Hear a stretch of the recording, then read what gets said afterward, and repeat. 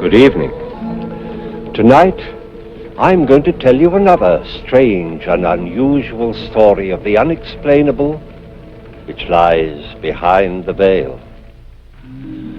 Tonight's story is again based on one of those true but utterly unexplainable happenings which occur time and again from country to country and from age to age. George Bosworth was a modern man of his time in every sense of the word, and had his story occurred to another, he very probably would have been the last man in the world to believe a word of it.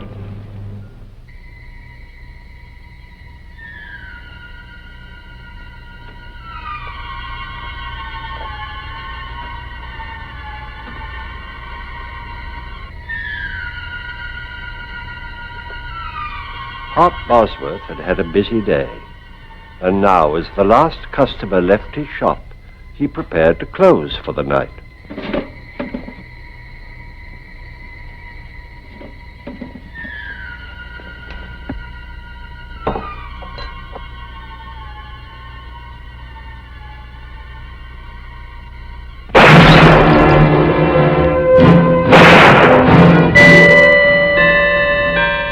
At this same moment, 150 miles at sea, George Bosworth prepared to retire, completely unaware of the incredible events which were about to occur.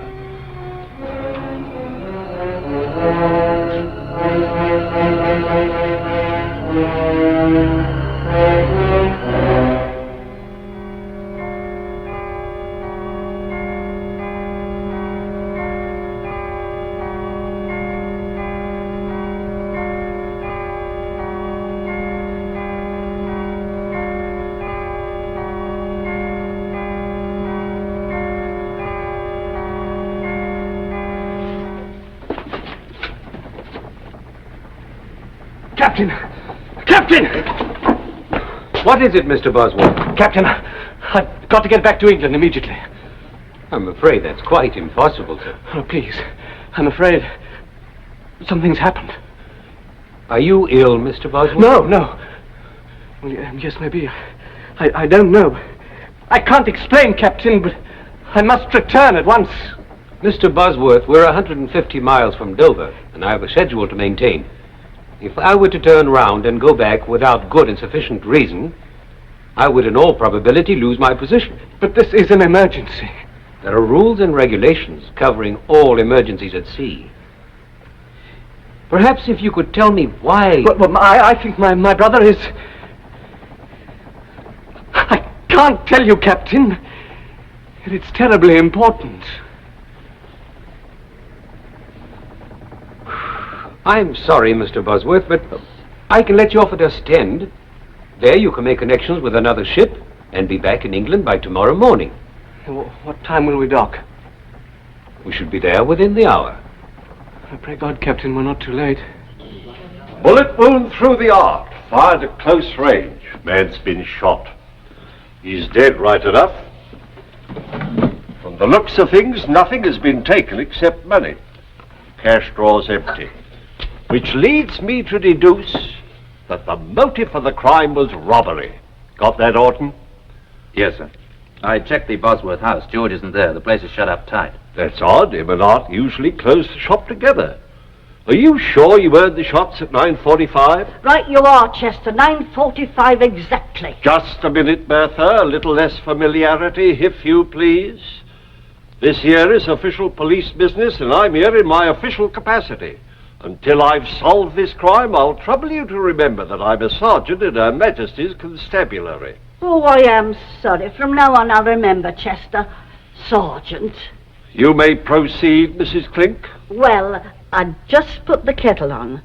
I always makes us a pot of tea in the evenings, just before retiring, as you might say. You know how Alfie likes to get to bed early. Yes. Get on with it. Well, I'd no sooner touched the kettle to the stove when I heard the shots. So I said to Alfie, that sounds like shots. And Alfie said no. So I said to Alfie, them was shots. And Alfie said... Never mind what Alfie said. What did you do? Well, the only light that was on was in Aunt Bosworth's shop. So I run down here to see if he'd heard them too. Imagine me horror and surprise to find poor Mr. Bosworth lying there in a pool of blood. Aha!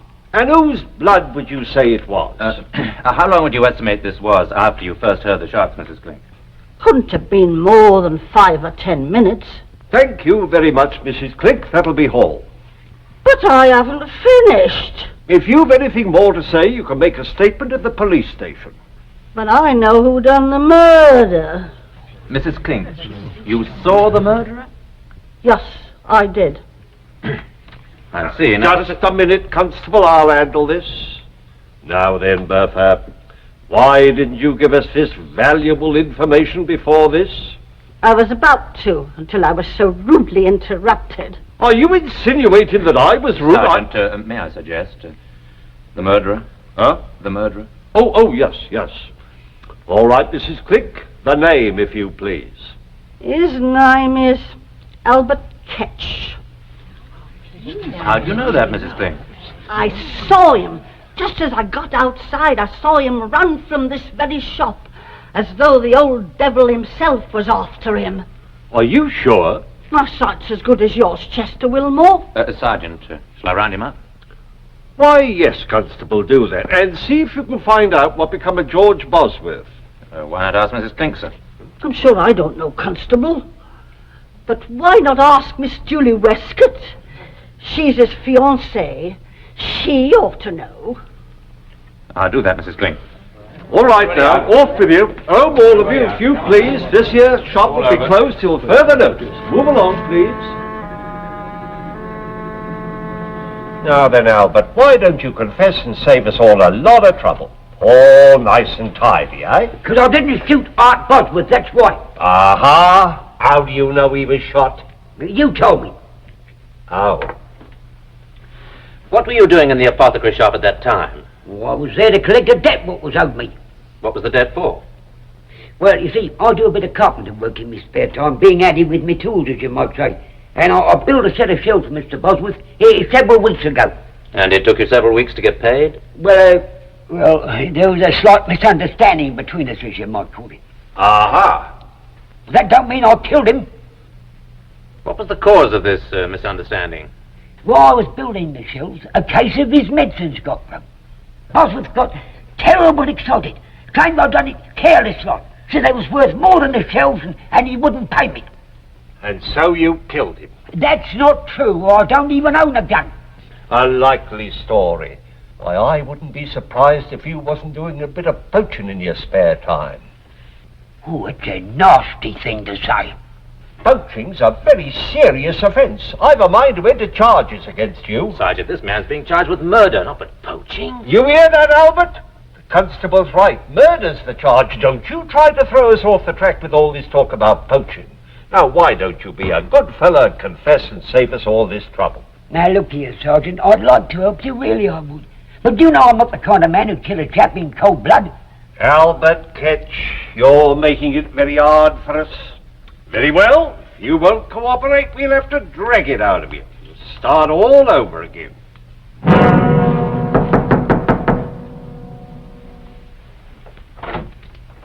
George, darling. What's happened? Come inside. Something's happened to Hart, hasn't it? Sit down. No, tell me. Yes, George, Hart is... Hart's dead.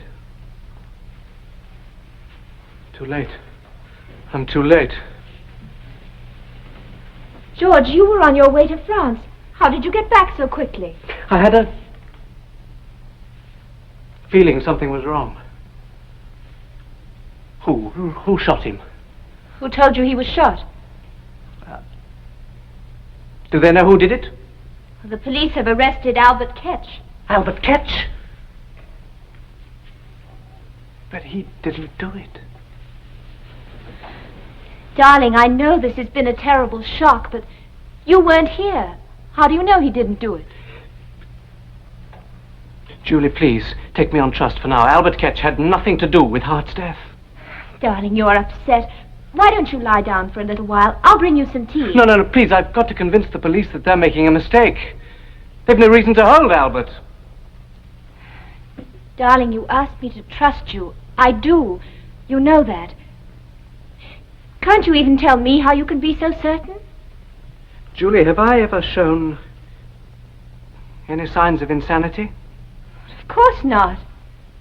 Well, I haven't told you yet how I came back so quickly, or why. I never even got to France. Because on the boat I had a vision. Of what? The whole thing. The whole thing? Yes. I saw the murder being committed.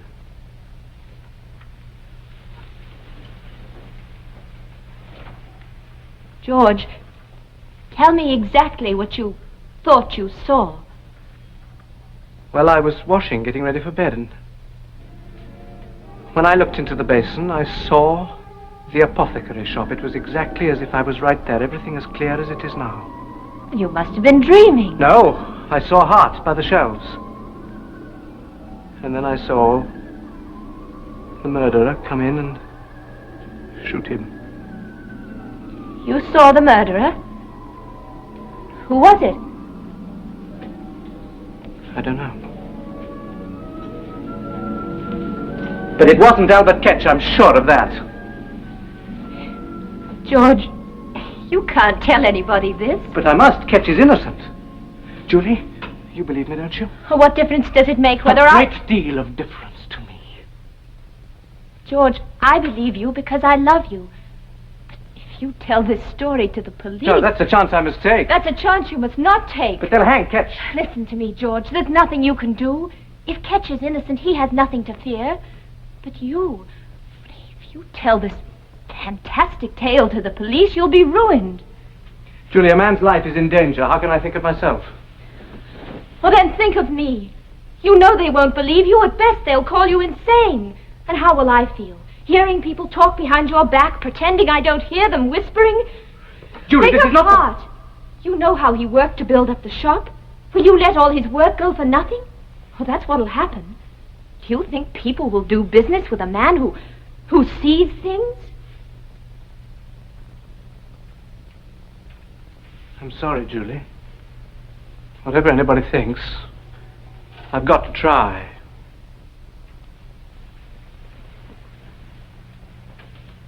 Very well, George. If you feel you must, I'll go with you. No, there's no need for you to become involved.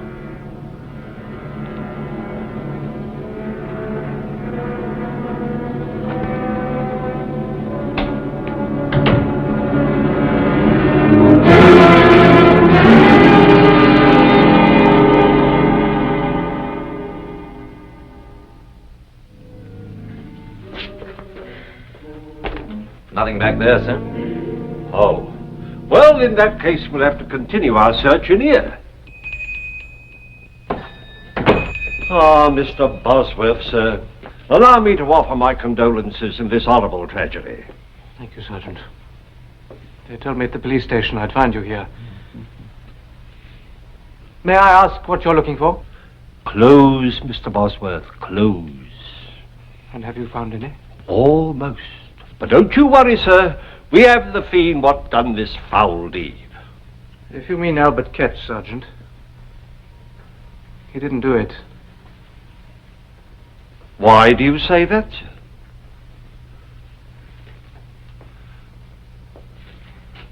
Well, I ask you again. What makes you so sure that Albert Ketch is innocent? I can't tell you, Sergeant. You'll just have to take my word for it, but Albert Ketch had nothing to do with it. That's rather a large order, Mr. Bosworth. Asking us to accept your word without anything to back it up. Mr. Bosworth, sir. I assume you can prove your whereabouts at the time of the crime? Well, yes, I can. I was on a boat on my way to France. Mr. Bosworth, who else besides yourself stands to inherit your brother's estate after his death? Why, no one. I'm the only... Just what are you driving at? Now, I'm sure the constable means no offence, sir, but let me fill you in on the facts. We have a high witness what places Albert Ketch at the scene of the crime. He had motive, he had opportunity. Sergeant, have a look here.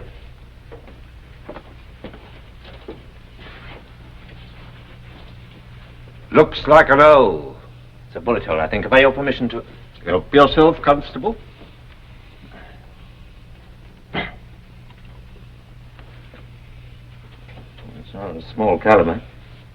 As you say, very small. I'm sure it comes from a derringer. A derringer? Well, wouldn't that prove that Albert Ketch had nothing to do with it? Why do you say that? What would Ketch be doing with a little gun like that?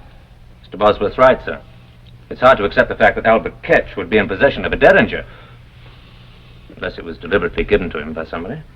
Now look here, Constable. So you refuse still to tell us why you think Albert Ketch is innocent? I can't tell you, Sergeant. I'll submit a possibility to you, Mr. Bosworth. I'll submit it's possible you needed money badly enough to want your brother out of the way. I submit that your insistence on Albert Ketch's innocence may very well be more than just a desire to see justice done. And what do you have to say to that, Mr. Bosworth? Nothing. Am I under arrest? Not as yet, but I shall have to ask you to remain within call.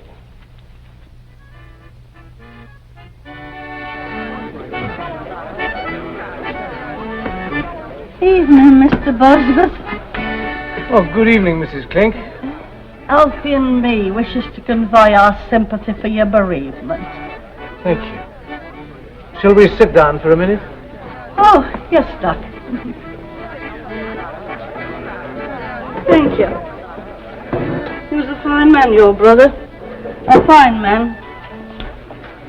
Always willing to extend credit until tie-dye, and never too proud to step in and have a lift with us. And his scales was honest, too. Yes, it was a terrible shock to me, Mrs. Clink. I can well imagine, but never you fear. Albert Ketch shall get what he deserves. Why is everyone so certain that Ketch is guilty? Lord bless you. Who else could it be? I saw him myself. You saw him? Of course I did. Has nobody told you? That Chester Wilmore. I am the most important witness. Are there any other witnesses? Not a one, and no more are needed, I can tell you that. Of course, Miss Westcott might have seen the whole thing. Had she been there 5 minutes earlier. Julie? What's she got to do with it? Of course, she might have been killed if she had. Yeah, but tell me, how does Julie fit into all this? Well, I'd just stepped out of my house for a breath of air before putting the tea on for Alfie and me, when I sees Miss Westcott going into the apothecary's shop. And it was hardly 5 minutes later when I heard 2 shots. I runs outside, and there goes Albert Ketch tearing down the street. Naturally, I got the police, and it was hardly no time at all before they had him clapped in the pokey. Julie never said anything about it. Oh, I dare say she didn't want to worry you. So it's the first time I've ever known her to worry about anyone. What do you mean by that? I'm not the one to talk about a body when they're not present to defend theirself. But everyone knows as how Miss Julie Westcott considers herself much better than us common folk. What are you saying, Mrs. Clink? It's truth. Ask any of the girls, they'll tell you. Her and her fine talk about position and money and station in life. But she wasn't fooling your brother none. No, sir. She wasn't pulling the wool over his eyes. Oh, you poor boy, I've upset you with me wagging tongue. Alfie always says I talk too much. But don't pay any attention to me. You better get home and get some rest. And I'll be saying good night.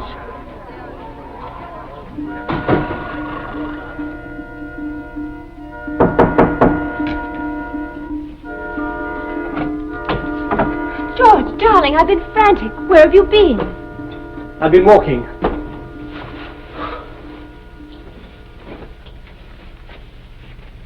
The police think I'm involved in Hart's death.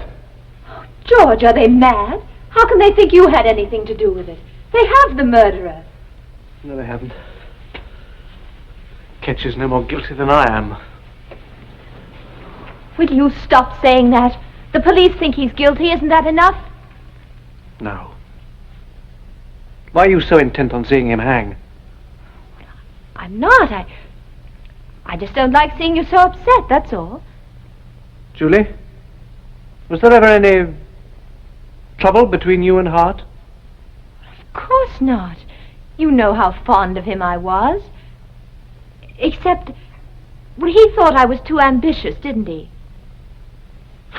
Well, Hart was an old-fashioned man. He thought a woman's place was in the home. George, you know I only want what's best for you, don't you? Yes, of course. A woman needs security, a home, children, a husband she can be proud of. I know, you've been very patient. Well, not really, George. There were times during the last 5 years when I wanted to scream.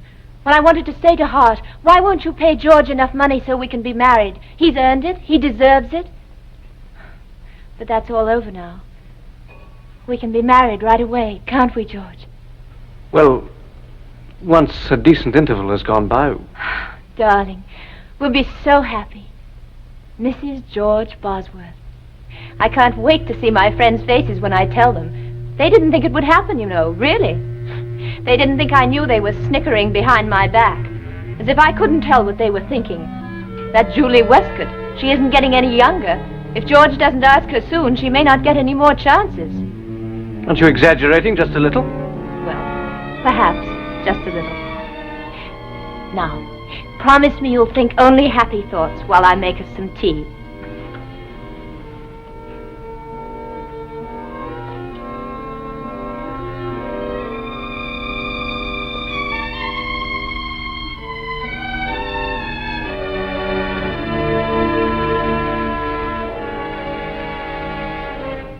Julie?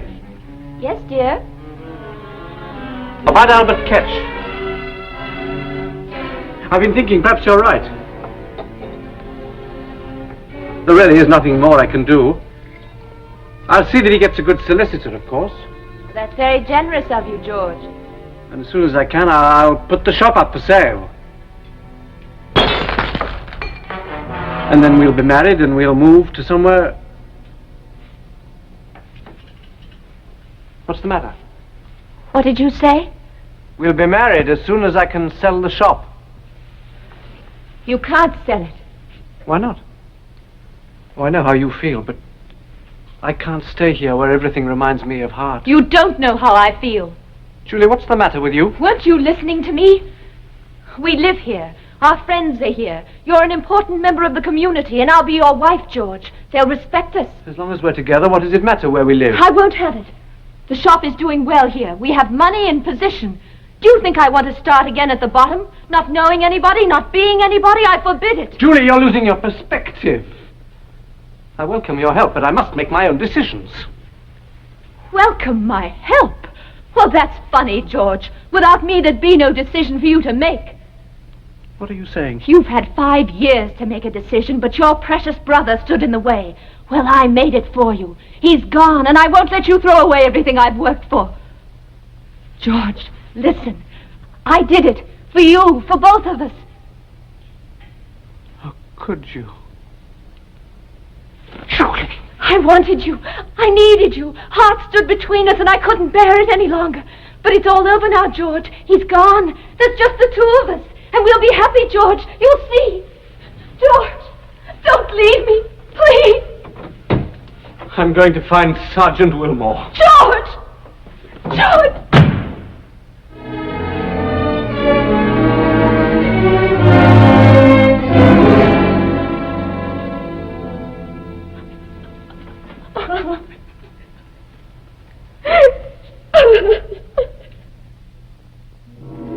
And so George, shocked and stunned as few men have had the misfortune to be, did his duty as he saw it.